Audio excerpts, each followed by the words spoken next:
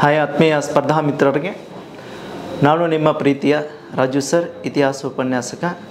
ಆತ್ಮೀಯರೇ, ಆಧುನಿಕ ಭಾರತ ಇತಿಹಾಸಕ್ಕೆ ಸಂಬಂಧಪಟ್ಟಂಥ ಹಲವಾರು ವಿಷಯಗಳನ್ನು ನಾವು ಚರ್ಚಿಸ್ತಾ ಬಂದಿದ್ದೇವೆ ಹಿಂದಿನ ತರಗತಿಯಲ್ಲಿ. ಇವತ್ತಿನ ಒಂದು ತರಗತಿಯಲ್ಲಿ ನಾವು ವಿಶೇಷವಾಗಿ ಬಹಳ ಮಹತ್ವ ಪಡೆದಂಥ ಒಂದು ಅಧ್ಯಾಯ ಅಂತ ಹೇಳ್ತೀವಿ.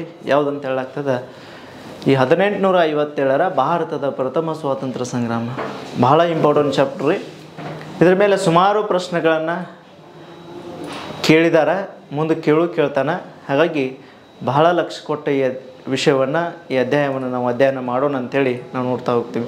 ಹಾಗಾದರೆ ಇಲ್ಲಿ ನಾವು ನೋಡ್ತೀವಿ, ಒಂದು ಚಿತ್ರಣವನ್ನು ನೋಡಾಕತ್ತೀವಿ. ಕೆಲವೊಂದಿಷ್ಟು ರಾಜರು, ಕೆಲವೊಂದಿಷ್ಟು ವ್ಯಕ್ತಿಗಳು ಸೇರಿ ಏನು ಮಾಡ್ತಾರೆ, ಇಲ್ಲಿ ಬ್ರಿಟಿಷರ ಕೆಲವೊಂದಿಷ್ಟು ಅವರ ವರ್ಣೀಯ ಅಂದರೆ ಡ್ರೆಸ್ ಕೋಡ್ ಸಹಿತ ಕೂಡ ನಾವು ನೋಡ್ತೀವಿ, ಬ್ರಿಟಿಷರ ಡ್ರೆಸ್ ಕೋಡ್. ಹಾಗಾಗಿ ಆ ವ್ಯಕ್ತಿಗಳ ಹೋರಾಟವನ್ನು ನಾವು ನೋಡ್ತಾ ಹೋಗ್ತೀವಿ. ಅವರ ನಡುವೆ ಒಂದು ಹೋರಾಟಗಳು ನಡೆದಿದ್ದು ಅಂತ ಒಂದು ಚಿತ್ರಣ ಭಾರತ ಪ್ರಥಮ ಸ್ವಾತಂತ್ರ್ಯ ಸಂಗ್ರಾಮಕ್ಕೆ ಸಂಬಂಧಿಸಿದ್ದು. ಕೈಯಲ್ಲಿ ಖಡ್ಗ ಅದ, ಕುದುರೆ ಅದ, ಅದರ ಜೊತೆಗೆ ಕೆಲವೊಂದಿಷ್ಟು ಕುದುರೆಗಳು ಬಿದ್ದಾವ, ಹೋರಾಟ ನಡೆದದ. ಇಲ್ಲೂ ಕೂಡ ಕೆಲವೊಂದಿಷ್ಟು ವ್ಯಕ್ತಿಗಳು ಹೋರಾಟವನ್ನು ನಡೆಸ್ತಾ ಇದ್ದಾರೆ ಅಂತ ಹೇಳ್ತಾರೆ ಬ್ರಿಟಿಷರ ವ್ಯಕ್ತಿಗಳು. ನಾವು ನೋಡ್ತಾ ಹೋಗ್ತೀವಿ. ಬಂದೂಕದ, ಅದರ ಜೊತೆಗೆ ಕೆಲವೊಂದಿಷ್ಟು ಬರ್ಚಿಗಳನ್ನು ಕೂಡ ಇವರು ಭಾರತೀಯ ಸೈನಿಕರನ್ನು ನಿಯಂತ್ರಿಸಲು ಒಂದು ಸನ್ನಿವೇಶದ ಚಿತ್ರವನ್ನು ನಾವು ನೋಡ್ತಾ ಹೋಗ್ತೀವಿ. ಅಂದ್ರೆ ಇಲ್ಲಿ ನಿಮಗೆ ಗೊತ್ತಾಗ್ತದೆ 1857ರ ಭಾರತದ ಪ್ರಥಮ ಸ್ವಾತಂತ್ರ್ಯ ಸಂಗ್ರಾಮ ಯಾರ ಮಧ್ಯೆ ನಡೀತಂತ ಅಂತ ಹೇಳ್ತೀವಿ, ಭಾರತೀಯರ ಮತ್ತು ಬ್ರಿಟಿಷರ ನಡುವೆ ನಡೀತದೆ. ಭಾಳ ಬೃಹತ್ ಪ್ರಮಾಣದಲ್ಲಿ ನಡೆದಂಥ ಈ ಒಂದು ಸಂಗ್ರಾಮ ಅಂಥೇಳಿ ನಾವು ನೋಡ್ತಾ ಹೋಗ್ತೀವಿ ಸ್ನೇಹಿತರೆ. ಹಾಗಾದ್ರೆ ಬಹಳ ಬೃಹತ್ ಪ್ರಮಾಣದಲ್ಲಿ ನಡೆದಂಥ ಈ ಸಂಗ್ರಾಮ ನೋಡ್ರಿ, ಭಾಳಷ್ಟು ರೊಚ್ಚಿಗೆದ್ದ ಹೊಡೆದಾಡಕ್ಕೆ ಶುರು ಮಾಡ್ಯಾರ. ಇಲ್ಲಿ ಕೂಡ ಬ್ರಿಟಿಷರು, ಕೆಲವೊಂದಿಷ್ಟು ಭಾರತೀಯ ಸೈನಿಕರು ಕೆಳಗೆ ಬಿದ್ದಾರೆ. ಇಲ್ಲ ಅವ್ರ ಟೋಪಿ, ಆಮೇಲೆ ಅವ್ರ ಕುದುರೆ, ಬ್ರಿಟಿಷರ ಕುದುರೆಗಳು ಅಂತ ಹೇಳ್ತೀವಿ. ಆಮೇಲೆ ಕೆಲವೊಂದಿಷ್ಟು ಭಾರತೀಯ ಹೋರಾಟಗಾರ ನಾಯಕರು ಕೂಡ ಬ್ರಿಟಿಷರ ವಿರುದ್ಧ ಹೋರಾಟವನ್ನು ಮಾಡ್ತಾ ಇದ್ದಾರೆ. ಇದರ ಬಗ್ಗೆ ಸುಮಾರು ಅಂಶಗಳನ್ನು ನಾವು ಡಿಸ್ಕಷನ್ ಮಾಡ್ತಾ ಹೋಗೋಣ. ಏನೇನು ಯಾಕೆ ನಡೀತು, ಆಲ್ರೆಡಿ ಇದಕ್ಕಿಂತ ಮುಂಚಿತವಾಗಿ ಏನಂತ ಹೇಳಾಗ್ತದೆ, ಇದಕ್ಕಿಂತ ಮುಂಚಿತವಾಗಿ ಭಾರತದಲ್ಲಿ ಸುಮಾರು ಹೋರಾಟಗಳು ನಡೆದಿದ್ದು ಅಂತ ಹೇಳ್ತೀವಿ, ಹೌದಾ. ಉದಾಹರಣೆಗೆ ಇದಕ್ಕಿಂತ ಮುಂಚಿತವಾಗಿ ಭಾರತದಲ್ಲಿ ಏನಂತ ಹೇಳಾಗ್ತದೆ, ಕೆಲವೊಂದಿಷ್ಟು ಹೋರಾಟಗಳು ನಡೆದಿದ್ದು. ಯಾವ್ಯಾವಪ್ಪ ಅಂದಾಗ ನಮ್ಮ ಆಂಗ್ಲೋ ಮೈಸೂರು ಯುದ್ಧ ನಡೆದಿತ್ತು, ಹೌದಾ. ಆಂಗ್ಲೋ ಮೈಸೂರು ಯುದ್ಧ ನಡೆದಿತ್ತು. ಅದರ ಜೊತೆಗೆ ಕರ್ನಾಟಿಕ್ ಯುದ್ಧಗಳು ಜರುಗಿದ್ದವು. ಕರ್ನಾಟಿಕ್ ಯುದ್ಧ ಜರುಗಿದ್ದವು ಅಂತ ಹೇಳಾಗ್ತದೆ, ಕರ್ನಾಟಿಕ್ ಯುದ್ಧಗಳು. ಅದಾದ ನಂತರ ಮತ್ತೆ ಕೆಲವೊಂದಿಷ್ಟು ಯುದ್ಧಗಳಾಗಿ ನಾವು ನೋಡ್ತಾ ಹೋಗ್ತೀವಿ. ಯಾವಪ್ಪ ಅಂತಂದಾಗ ಈ ಕಿತ್ತೂರು ದಂಗೆ,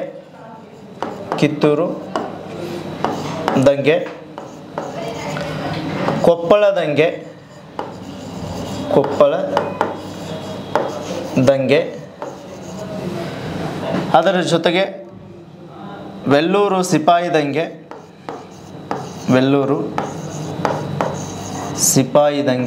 ಎಷ್ಟರಲ್ಲಿ ನಡೆದಿರ್ತದೆ, 1806ರಲ್ಲಿ ನಡೆದಿತ್ತು, ಹೌದು. ಅದಾದ ನಂತರ ಬ್ಯಾರಕ್ಪುರ ದಂಗೆ 1824ರಲ್ಲಿ ನಡೆದಿತ್ತು, ಹೌದಾ. ಸುಮಾರು ಅಂಶಗಳನ್ನು ನಾವು ಡಿಸ್ಕಷನ್ ಮಾಡ್ತಾ ಹೋಗ್ತೀವಿ. ಇಲ್ಲಿ ಏನಾಗ್ತದೆ ಅಂದಾಗ ಇವೆಲ್ಲವುಗಳನ್ನು ನಾವು ಗಮನಿಸ್ತಾ ಹೋದಾಗ ಭಾರತದಲ್ಲಿ 1857ರ ಮುಂಚೆ ನಡೆದಂಥ ಹೋರಾಟಗಳನ್ನು ನಾವು ನೋಡ್ತಾ ಹೋಗ್ತೀವಿ ಸ್ನೇಹಿತರೆ. ಆದರೆ ಇವೆಲ್ಲವುಗಳು ಕೂಡ ಯಾರ ವಿರುದ್ಧ ಹೋರಾಟಗಳಾಗ್ಯಾವ, ಬ್ರಿಟಿಷರ ವಿರುದ್ಧ ಹೋರಾಟವಾಗ್ಯಾವ. ಆಂಗ್ಲೋ ಮೈಸೂರು ಯುದ್ಧ, ಕರ್ನಾಟಿಕ್ ಯುದ್ಧ, ಕಿತ್ತೂರು ದಂಗೆ, ಕೊಪ್ಪಳ ದಂಗೆ, ವೆಲ್ಲೂರು ಸಿಪಾಯಿ, ಬ್ಯಾರಕ್ಪುರ ದಂಗೆ, ಒಂದೊಂದು ವಿಷಯವನ್ನು ಇಟ್ಕೊಂಡು ಬ್ರಿಟಿಷರ ವಿರುದ್ಧ ಹೋರಾಟಕ್ಕೆ ಆ ಒಂದು ಭಾರತೀಯರು ಆ ದಂಗೆಗಳಲ್ಲಿ ಭಾಗವಹಿಸಿದ್ರು ಅಂತೇಳಿ ನಾವು ನೋಡ್ತಾ ಹೋಗ್ತೀವಿ.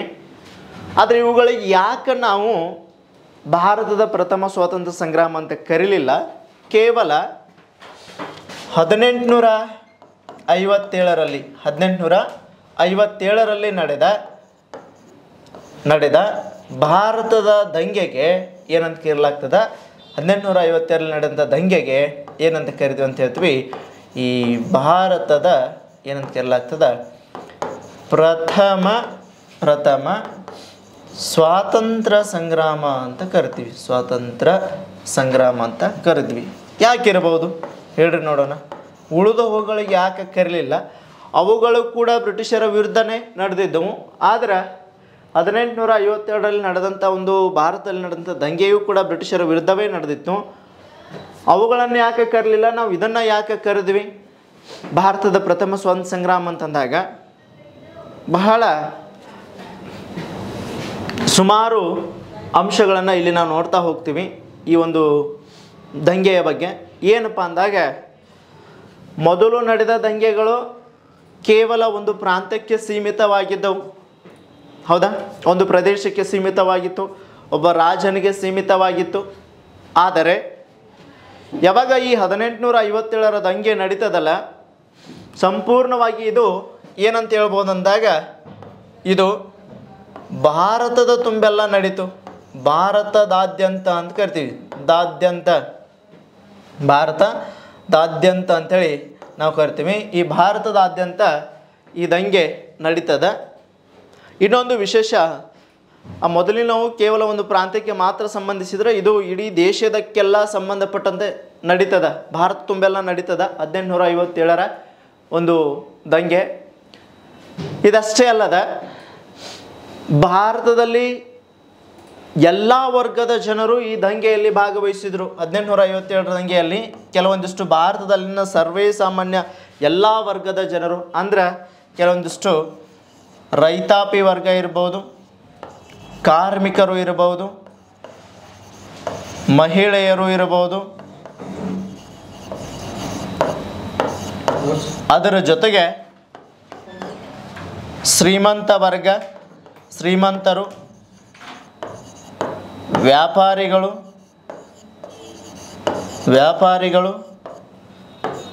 ರಾಜರು, ಹೀಗ ಹಲವಾರು ವ್ಯಕ್ತಿಗಳು 1857ರ ದಂಗೆಯಲ್ಲಿ ಭಾಗವಹಿಸಿದರು. ಯಾರ ವಿರುದ್ಧ ಹೋರಾಟಕ್ಕೆ ಭಾಗವಹಿಸಿದ್ರು ಅಂದ್ರೆ ಬ್ರಿಟಿಷರ ವಿರುದ್ಧ ಹೋರಾಟಕ್ಕೆ ಭಾಗವಹಿಸಿದ್ರು ಅಂತೇಳಿ ನಾವು ನೋಡ್ತಾ ಹೋಗ್ತೀವಿ. ಹೌದಾ?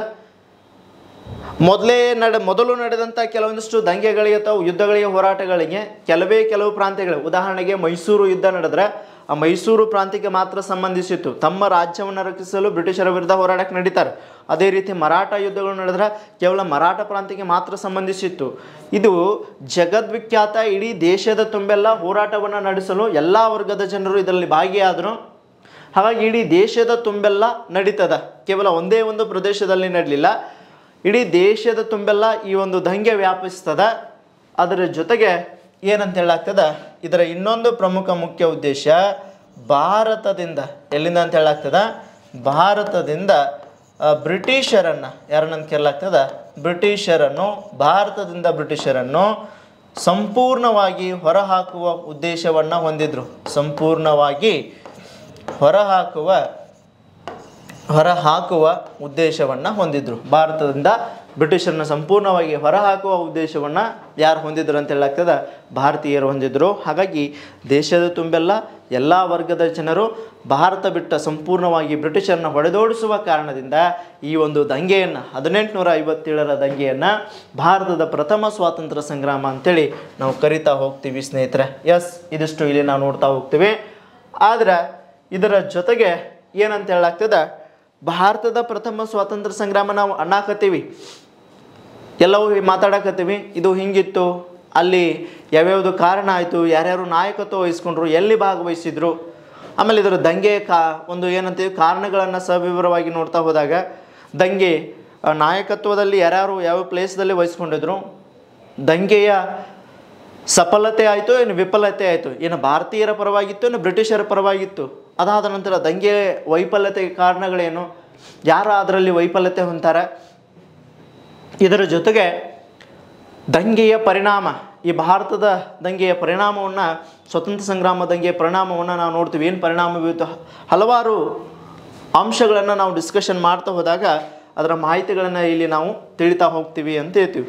ಹಾಗಾದ್ರೆ ಇಲ್ಲಿ ಏನಂತ ಹೇಳ್ಬೋದು ಅಂದಾಗ ಸ್ನೇಹಿತರೆ, ಭಾರತದ ಸ್ವಾತಂತ್ರ್ಯಕ್ಕಾಗಿ ಏನಂತ ಹೇಳ್ತೀವಿ, ಈ ಒಂದು ಭಾರತ ಪ್ರಥಮ ಸ್ವಾತಂತ್ರ್ಯ ಸಂಗ್ರಾಮಕ್ಕಾಗಿ ಹಲವಾರು ಕಾರಣಗಳನ್ನು ನೋಡ್ತೀವಿ. ಯಾಕೆ ಬ್ರಿಟಿಷರ ವಿರುದ್ಧ ನಡೀತು ಅಂತ ಹೇಳಿ ನಾವು ಡಿಸ್ಕಷನ್ ಮಾಡಿದ್ವಿ ಆಗಲೇ ಒಂದು ಅಂಶವಾಗಿ.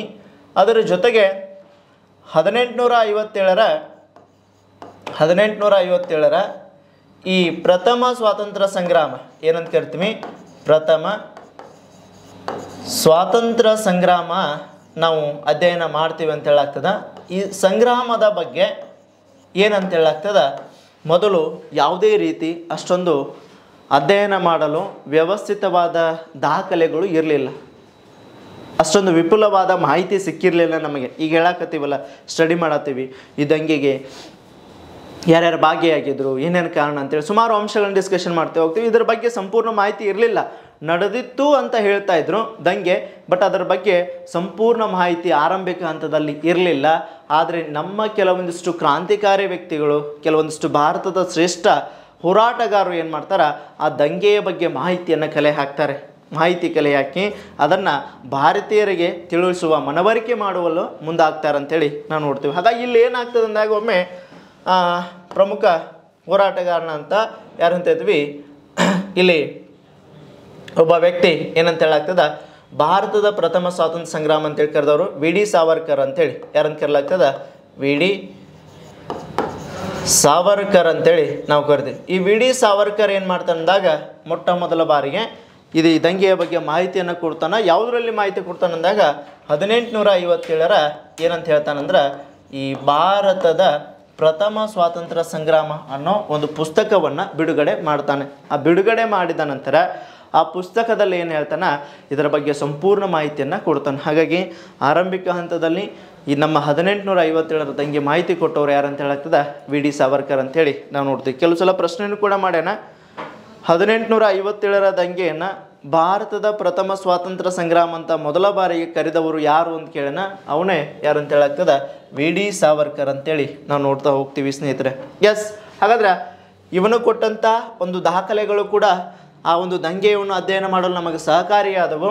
ಅದರ ಜೊತೆಗೆ ಮತ್ತೊಬ್ಬ ಇತಿಹಾಸಕಾರನಾದಂಥ ಅಶೋಕ ಮೆಹ್ತಾ ಅಂತ ಕರಿತೀವಿ. ಯಾರಂತ ಕರಿತೀವಿ, ಈ ಅಶೋಕ ಮೆಹ್ತಾ ಅಂತ ಹೇಳಾಗ್ತದೆ.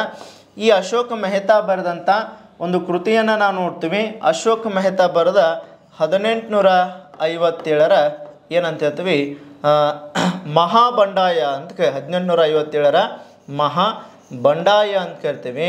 ಈ ಮಹಾಬಂಡಾಯ ಕೃತಿಯು ಕೂಡ ಭಾರತದ ಪ್ರಥಮ ಸ್ವಾತಂತ್ರ್ಯ ಸಂಗ್ರಾಮದ ಬಗ್ಗೆ ಮಾಹಿತಿಯನ್ನು ಕಲೆ ಹಾಕಿ ಕೊಡ್ತದೆ, ತಿಳಿಸಿಕೊಡ್ತದೆ ಅಂತ ಹೇಳಲಾಗ್ತದೆ. ಇದಷ್ಟೇ ಅಲ್ಲದ ಮತ್ತೋರ್ವ ಪ್ರಮುಖ ನಾಯಕನಾಗಿ ನಾವು ನೋಡ್ತಾ ಹೋಗ್ತೀವಿ. ಮತ್ತೋರ್ವ ಪ್ರಮುಖ ನಾಯಕನಾಗಿ ಯಾರಂತ ಹೇಳಲಾಗ್ತದೆ, ನಮ್ಮ ದಿವಂಗತ ಪ್ರಧಾನಿಯಾದಂಥ, ಮಾಜಿ ಪ್ರಧಾನಿಯಾದಂಥ ಜವಾಹರಲಾಲ್ ಅಂತ ಕರಿತೀವಿ. ಜವಾಹರ್ಲಾಲ್ ಅಂತ ಕರಿತೀವಿ. ಜವಾಹರ್ಲಾಲ್ ನೆಹರು ಅಂತ ಹೇಳಲಾಗ್ತದೆ. ಇವರು ಕೂಡ ಭಾರತದ ಪ್ರಥಮ ಸ್ವಾತಂತ್ರ್ಯ ಸಂಗ್ರಾಮದ ಬಗ್ಗೆ ಉಲ್ಲೇಖವನ್ನು ಕೊಟ್ಟಾರ. ಏನಂತ ಕೊಟ್ಟಾರ, ಇವರ ಯಾವ ಕೃತಿಯಲ್ಲಿ ಉಲ್ಲೇಖಿಸಿದ್ದಾರೆ ಅಂತಂದಾಗ ಇವರ ಒಂದು ಏನಂತ ಹೇಳ್ತೀವಿ, ಡಿಸ್ಕವರಿ ಆಫ್ ಇಂಡಿಯಾ. ಯಾವುದ್ರಿ, ಡಿಸ್ಕವರಿ ಆಫ್ ಇಂಡಿಯಾ ಅಂತ ಕರಿತೀವಿ. ಈ ಡಿಸ್ಕವರಿ ಆಫ್ ಇಂಡಿಯಾ ಕೃತಿಯಲ್ಲಿ ಏನಂತ ಈ ಒಂದು ದಂಗೆಯ ಬಗ್ಗೆ ಏನಂತ ಉಲ್ಲೇಖವನ್ನು ಮಾಡ್ಯಾರಂದ್ರೆ, ಈ ಭಾರತದ ಸ್ವಾತಂತ್ರ್ಯಕ್ಕಾಗಿ ಭಾಳ ಇಂಪಾರ್ಟೆಂಟ್ ಅದ ಈ ಹೇಳಿಕೆ, ಭಾರತದ ಸ್ವಾತಂತ್ರ್ಯಕ್ಕಾಗಿ ಅಂತ ಹೇಳ್ತೀವಿ. ಭಾರತದ ಸ್ವಾತಂತ್ರ್ಯಕ್ಕಾಗಿ ನಡೆದ ಮೊದಲ ಯುದ್ಧ ಅಂತ ಕರಿತೀವಿ.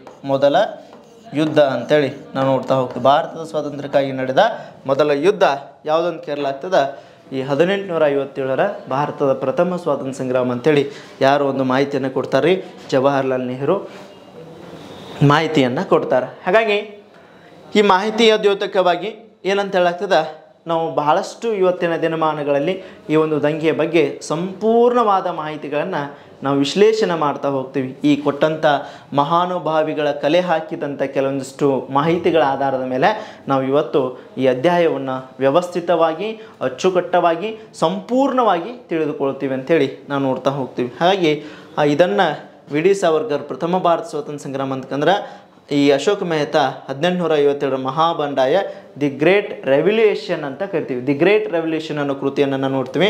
ಜವಾಹರ್ಲಾಲ್ ನೆಹರು ಡಿಸ್ಕವರಿ ಆಫ್ ಇಂಡಿಯಾದಲ್ಲಿ ಭಾರತದ ಸ್ವಾತಂತ್ರ್ಯಕ್ಕಾಗಿ ನಡೆದ ಮೊದಲ ಯುದ್ಧ ಈ ಒಂದು ದಂಗೆ ಅಂತೇಳಿ ನಾವು ನೋಡ್ತಾ ಹೋಗ್ತೀವಿ. ಹಾಗಾದ್ರೆ ಯಾರು ಸ್ವಾತಂತ್ರ್ಯ ಸಂಗ್ರಾಮ ಅಂತ ಕರೆದ್ರು? ವಿ ಡಿ ಸಾವರ್ಕರ್ ಅಂತೇಳಿ ಕರೆದ್ರು. ಆಮೇಲೆ ನೆಹರು ಅವರು ಭಾರತ ಸ್ವಾತಂತ್ರ್ಯಕ್ಕಾಗಿ ನಡೆದ ಮೊದಲ ಯುದ್ಧ ಅಂಥೇಳಿ ಈ ದಂಗೆಯನ್ನು ಕರೆದ್ರು ಅಂತೇಳಿ ನಾವು ನೋಡ್ತಾ ಹೋಗ್ತೀವಿ. ಆದ್ರೆ ಮತ್ತೆ ಕೆಲವೊಂದಿಷ್ಟು ಅಭಿಪ್ರಾಯದ ಪ್ರಕಾರ ಇಲ್ಲಿ ಇದು ಭಾರತದ ಪ್ರಥಮ ಸ್ವಾತಂತ್ರ್ಯ ಸಂಗ್ರಾಮ ಅಲ್ಲ. ಏನಂತ ಹೇಳಲಾಗ್ತದ? ಭಾರತದ ಪ್ರಥಮ ಸ್ವಾತಂತ್ರ್ಯ ಸಂಗ್ರಾಮ ಅಲ್ಲ, ಪ್ರಥಮ ಸ್ವಾತಂತ್ರ್ಯ ಸಂಗ್ರಾಮ ಅಂತ ಕರಿತೀವಿ. ಈ ಸ್ವಾತಂತ್ರ್ಯ ಸಂಗ್ರಾಮ ಅಂತ ಹೇಳಾಗ್ತದ, ಸಂಗ್ರಾಮ ಅಲ್ಲ ಅಂತ ಹೇಳಿದವರು ಯಾರಂತ ಹೇಳಾಗ್ತದ? ಭಾರತದ ಪ್ರಥಮ ಸ್ವಾತಂತ್ರ್ಯ ಸಂಗ್ರಾಮ ಅಲ್ಲ ಅಂತ ಹೇಳಿದವರು R.C. ಮಜುಮ್ದಾರ್ ಅಂತೇಳಿ ಯಾರಂತ ಕೇಳಲಾಗ್ತದ? R.C. ಮಜುಮ್ದಾರ್ ಅಂತೇಳಿ ನಾವು ನೋಡ್ತೀವಿ. ಈ ಮಜುಮ್ದಾರ್ ಏನು ಹೇಳ್ತಾರಂದ್ರೆ ಇದು ಭಾರತದ ಸ್ವಾತಂತ್ರ್ಯಕ್ಕಾಗಿ ನಡೆದಂಥ ಮೊದಲ ಯುದ್ಧ ಅಲ್ಲ ಅಂಥೇಳಿ, ಇದು ಒಂದು ದಂಗೆ ಬ್ರಿಟಿಷರ ವಿರುದ್ಧ ಅಂತ ಹೇಳ್ಕಾರ ಹೇಳಿದವರು. ಹಾಗಾಗಿ ಅದು ಕೂಡ ಪ್ರಶ್ನೆ ಆಗಿದೆ. ಈ ದಂಗೆಯನ್ನು ಯಾರು ಸ್ವತಂತ್ರ ಸಂಗ್ರಾಮ ಅಲ್ಲ ಅಂತ ಕರೆದಂದ್ರೆ R.C. ಮಜುಮ್ದಾರ್ ಅಂತೇಳಿ ನಾವು ನೋಡ್ತಾ ಹೋಗ್ತೀವಿ. ಹಾಗಾದ್ರೆ ಒಟ್ಟಾರೆಯಾಗಿ ಭಾರತದ ಇತಿಹಾಸದ ಪ್ರಕಾರ ಅಥವಾ ಭಾರತದ ಇತಿಹಾಸಕಾರರ ಪ್ರಕಾರ 1857 ದಂಗೆಯನ್ನು ನಾವೇನಂತ ಕರಿತೀವಿ? ಭಾರತದ ಪ್ರಥಮ ಸ್ವಾತಂತ್ರ್ಯ ಸಂಗ್ರಾಮ ಅಂತೇಳಿ ಕರೆದ್ವಿ ಭಾರತದ ಇತಿಹಾಸಕಾರರ ಪ್ರಕಾರ. ಆದರೆ ಇದು ಬ್ರಿಟಿಷರ ದೃಷ್ಟಿಕೋನದಲ್ಲಿ ಬ್ಯಾರೇನೇ ಆಗಿತ್ತು. ಏನಪ್ಪ ಅಂದಾಗ ಇಲ್ಲೊಬ್ಬ ವ್ಯಕ್ತಿ ಹೇಳ್ತಾನ, ಯಾರಂತ ಹೇಳ್ತೀವಿ ಅಂದಾಗ ಬ್ರಿಟಿಷರ ವ್ಯಕ್ತಿಯಾದಂಥ ಈ ಸರ್ ಜಾನ್ ಲಾರೆನ್ಸ್ ಅಂತೇಳಿ ಯಾರಂತ ಕರಿತೀವಿ? ಸರ್ ಜಾನ್ ಲಾರೆನ್ಸ್ ಅಂತ ಹೇಳಲಾಗ್ತದ. ಈ ಸರ್ ಜಾನ್ ಲಾರೆನ್ಸ್ ಏನು ಹೇಳ್ತಾನೆ ಅಂದಾಗ ಈ ಕೊಬ್ಬು ಸವರಿದ, ಏನು ಸವರಿದ? ಕೊಬ್ಬು ಸವರಿದ ತೋಟಗಳು ದಂಗೆಗೆ ಕಾರಣ. ಯಾವುದಕ್ಕೆ? ದಂಗೆಗೆ ಕಾರಣ ಹೊರತು ಮತ್ತಾವುದಲ್ಲ ಅಂತ ಹೇಳ್ತಾನೆ. ಹೊರತು ಮತ್ತೊಂದು ಅಲ್ಲ ಅಥವಾ ಮತ್ತಾವುದಲ್ಲ ಅಂತೇಳಿ ಹೇಳ್ತಾನೆ. ಹಾಗಾಗಿ ಸರ್ ಜಾನ್ ಲಾರೆನ್ಸ್ ಕೊಬ್ಬು ಸವರಿದ ತೋಟಗಳು ದಂಗೆಗೆ ಕಾರಣ ಹೊರತು ಮತ್ತಾವುದೂ ಅಲ್ಲ. ಇಲ್ಲಿ ಕೆಲವೊಂದಿಷ್ಟು ವೆಪನ್ಸ್ಗಳನ್ನು ಭಾರತೀಯರಿಗೆ ಬ್ರಿಟಿಷರು ಬಳಸಕ್ಕೆ ಕೊಟ್ಟಿದ್ದರು. ಆ ವೆಪನ್ಗಳು ಏನಾಗಿದ್ದು ಅಂದ್ರೆ ಕೊಬ್ಬು ಸವರಿತ್ತು ಅಂತ ಹೇಳ್ಕಾರ ಅವು ನಾವು ಹೇಳ್ತೀವಿ. ಅಂದ್ರೆ ದನದ ಮತ್ತು ಹಂದಿಯ ಮಾಂಸವನ್ನು ಸವರಿದಂಥ ಕೊಬ್ಬುಗಳನ್ನು ಅವುಗಳನ್ನು ಚಾಲನೆ ಮಾಡಬೇಕಾದ್ರೆ ಬಾಯಿಂದ ಕಚ್ಚಿ ಅದನ್ನು ಒಗೆದು ಚಾಲನೆ ಮಾಡಬೇಕಾಗಿತ್ತು. ಅಂತಹ ಬಂದೂಕನ್ನು ಬಳಸಲು ಬ್ರಿಟಿಷ್ ಸೈನ್ಯದಲ್ಲಿದ್ದಂಥ ಭಾರತೀಯ ಸೈನಿಕರು ನಿರಾಕರಣೆ ಮಾಡ್ತಾರೆ. ಹಾಗಾಗಿ ಇದು ಬ್ರಿಟಿಷರ ವಿರುದ್ಧ ದಂಗೆ ಏಳಲು ಈ ಒಂದು ಸವರಿದ ಏನಪ್ಪ ಅಂತ ಹೇಳ್ತೀವಿ ತೋಟಗಳು ಅಥವಾ ಬಂದೂಕುಗಳು ಕಾರಣ ಅದು ಅಂತೇಳಿ ನಾವು ನೋಡ್ತೀವಿ. ಅದ್ರ ಬಿಟ್ಟು ಬೇರೆ ಯಾವುದೂ ಅಲ್ಲ ಅಂತೇಳಿ ಆ ಒಂದು ಬ್ರಿಟಿಷರ ವ್ಯಕ್ತಿಯಾದಂಥ ಸರ್ ಜಾನ್ ಲಾರೆನ್ಸ್ ಹೇಳ್ತಾನೆ. ಅದ್ರ ಜೊತೆಗೆ ಮತ್ತೋರ್ವ ವ್ಯಕ್ತಿ ಹೇಳ್ತಾನೆ, ಯಾರಂತ ಹೇಳಾಗ್ತದ? ವಿ ಎ ಸ್ಮಿತ್ ಅಂತೇಳಿ. ಯಾರ್ರಿ? ವಿ ಎ ಸ್ಮಿತ್ ಅಂತೇಳಿ ನಾವು ನೋಡ್ತಾ ಹೋಗ್ತೀವಿ. ಏನಪ್ಪ ವಿ ಎ ಸ್ಮಿತ್ ಏನು ಹೇಳ್ತಾನಂದ್ರೆ ಇಲ್ಲಿ ಈ ಯುದ್ಧದ ಬಗ್ಗೆ 1857 ದಂಗೆ ಬಗ್ಗೆ ಏನು ಹೇಳ್ತಾನಂದಾಗ 1857 ದಂಗೆ ಸಂಪೂರ್ಣ ಏನಂತ ಹೇಳಾಗ್ತದ? ಸಂಪೂರ್ಣ ಸಿಪಾಯಿಗಳ ದಂಗೆ. ಯಾರ ದಂಗೆ ಅಂತ ಹೇಳಾಗ್ತದ? ಸಿಪಾಯಿ ಅಂತ ಕರಿತೀವಿ. ಸಂಪೂರ್ಣ ಸಿಪಾಯಿಗಳ ದಂಗೆ ಭಾಗಶಃ ಜನರ ಬಂಡಾಯ ಅಂತ ಹೇಳ್ತಾನೆ. ಏನಂತ ಹೇಳತ್ತಾನ? ಭಾಗಶಃ ಯಾರ ಬಂಡಾಯ ಅಂತ ಹೇಳ್ತೀವಿ? ಜನರ ಬಂಡಾಯ ಅಂತೇಳಿ ಇದರ ಬಗ್ಗೆ ಹೇಳ್ತಾನೆ. ಬಹಳ ಅಚ್ಚುಕಟ್ಟಾದಂಥ ಒಂದು ವಾಕ್ಯ ಕೊಡ್ತಾನೆ. ಇದು ಯಾರಪ್ಪ ಅಂದಾಗ ಸಿಪಾಯಿಗಳಿಂದ ಆರಂಭವಾಗಿದ್ದು ಕೆಲವೊಂದಿಷ್ಟು ಸುತ್ತಮುತ್ತಲಿನ ಜನರು ತಮ್ಮ ಉದ್ದೇಶಗಳನ್ನು ಈಡೇರಿಸಿಕೊಳ್ಳಲು ಭಾಗವಹಿಸಿದ್ರು. ಆದರೆ ಸಂಪೂರ್ಣ ಇದು ಸಿಪಾಯಿಗಳ ದಂಗೆ ಭಾಗಶಃ ಜನರ ಬಂಡಾಯ ಅಂತೇಳಿ ಯಾರು ಕರೀತಾರಂತ ಹೇಳಾಗ್ತದ? ವಿ ಎ ಸ್ಮಿತ್ ಕರೀತಾನಂತೇಳಿ ನಾವು ನೋಡ್ತಾ ಹೋಗ್ತೀವಿ ಸ್ನೇಹಿತರೆ. ಇದು ಸಂಪೂರ್ಣವಾಗಿ ನಾವು ನೋಡ್ತಾ ಹೋಗ್ತೀವಿ. ಒಟ್ಟಾರೆಯಾಗಿ ಏನಂತ ಹೇಳ್ಬೋದು ಅಂದಾಗ ಒಟ್ಟಾರೆಯಾಗಿ ಬ್ರಿಟಿಷರ ಪ್ರಕಾರ ಏನಂತ ಹೇಳ್ತೀವಿ? ಬ್ರಿಟಿಷರ ಪ್ರಕಾರ 1857 ಈ ಒಂದು ಸ್ವತಂತ್ರ ಸಂಗ್ರಾಮ ಏನಾಗಿತ್ತು ಅಂತ ಹೇಳಾಗ್ತದ? ಸಿಪಾಯಿ ದಂಗೆಯಾಗಿತ್ತು ಅಂತೇಳಿ ನಾವು ನೋಡ್ತೀವಿ. ಸಿಪಾಯಿ ದಂಗೆಯಾಗಿತ್ತು. ಕೇಳೋಣ ಇದು ಕೂಡ ಮತ್ತೊಮ್ಮೆ ಏನಂತ ಹೇಳ್ತೀವಿ ಅಂದಾಗ ಇಲ್ಲಿ ಸಿಪಾಯಿ ದಂಗೆ ಅಂತೇಳಿ ಈ ದಂಗೆಯನ್ನು ಕರಿತೀವಿ. ಇದನ್ನು ಕೂಡ ಸಿಪಾಯಿ ದಂಗೆ ಅಂತ ಕರೆದವರು ಯಾರಂತ ಹೇಳ್ತೀವಿ, ಸರ್ ಜಾನ್ ಲಾರೆನ್ಸ್ ಅಂತೇಳಿ ನಾವು ನೋಡ್ತೀವಿ. ಲಾರೆನ್ಸ್ ಏನು ಮಾಡ್ತಾನೆ, ಇದನ್ನು ಸಿಪಾಯಿ ದಂಗೆ ಅಂತೇಳಿ ಕರಿತಾನಂತೇಳಿ ನಾವು ನೋಡ್ತಾ ಹೋಗ್ತೀವಿ ಸ್ನೇಹಿತರೆ. ಹಾಗಾದ್ರೆ ಸಿಪಾಯಿ ದಂಗೆ ಅಂತೇಳಿ ಸರ್ ಜಾನ್ ಲಾರೆನ್ಸ್ ಇದರ ಬಗ್ಗೆ ಒಂದು ಕರಿತಾನ. ಅದ್ರ ಜೊತೆಗೆ ಕೊಬ್ಬು ಸವರಿತ ಊಟಗಳ ಬಳಕೆ ಇದಕ್ಕೆ ಕಾರಣ ಅಂತೇಳಿ ಎರಡೂ ಹೇಳಿಕೆಗಳನ್ನು ಆತ ಕೊಡ್ತಾನೆ. ಹಾಗಾಗಿ ಭಾರತೀಯರ ಪರವಾಗಿ ಈ ಒಂದು ಪ್ರಥಮ ಸ್ವಾತಂತ್ರ್ಯ ಸಂಗ್ರಾಮ ಆದ್ರೆ ಬ್ರಿಟಿಷರ ಪರವಾಗಿ ಈ 1857ರ ಸಂಗ್ರಾಮ ಏನಪ್ಪ ಅಂತ ಹೇಳಾಗ್ತದೆ, ಸಿಪಾಯಿ ದಂಗೆಯಾಗಿ ಮಾರ್ಪಾಡು ಹೊಂದಿತ್ತಂತೇಳಿ ನಾವು ನೋಡ್ತಾ ಹೋಗ್ತೀವಿ ಸ್ನೇಹಿತರೆ.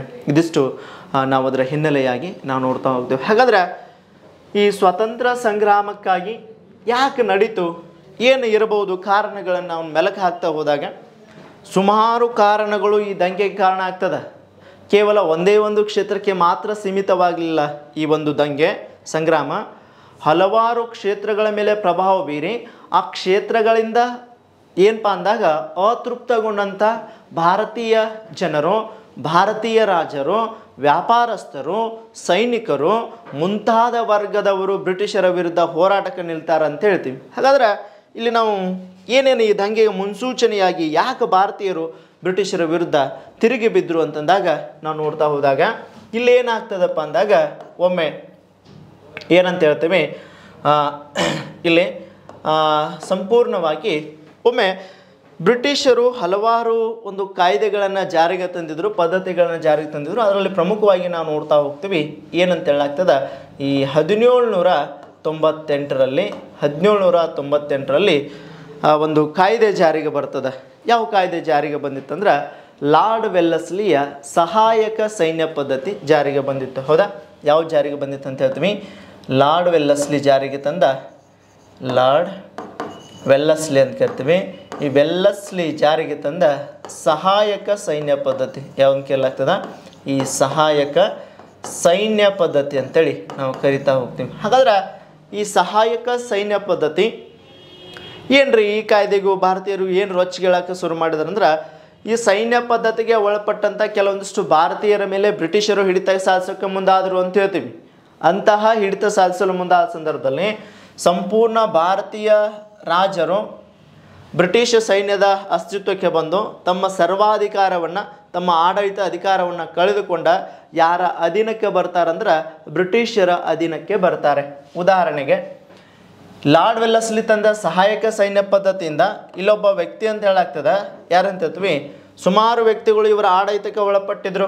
ಅಲ್ಲಿ ನಾವು ನೋಡ್ತಾ ಹೋಗ್ತೀವಿ ಯಾರಂತ ಹೇಳಾಗ್ತದ, ಈ ಪದ್ಧತಿಗೆ ಒಳಪಟ್ಟ ಮೊದಲ ಭಾರತೀಯ ವ್ಯಕ್ತಿ ಯಾರಂದ್ರೆ ಹೈದರಾಬಾದಿನ ನಿಜಾಮ ಅಂತ ಕರಿತೀವಿ. ಹೈದರಾಬಾದಿನ ನಿಜಾಮ ಈ ಪದ್ಧತಿಗೆ ಒಳಪಟ್ಟ ಅಂತ ಹೇಳ್ತೀವಿ. ಮೊದಲ ವ್ಯಕ್ತಿ, ಅದು ಕೂಡ ಪ್ರಶ್ನೆ ಆಗ್ಯದ.